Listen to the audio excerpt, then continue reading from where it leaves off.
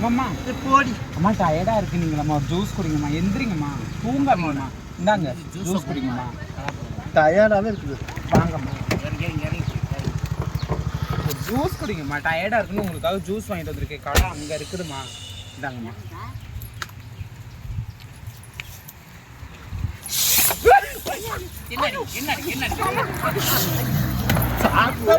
ஒரு ஜூஸை கூட குடிக்க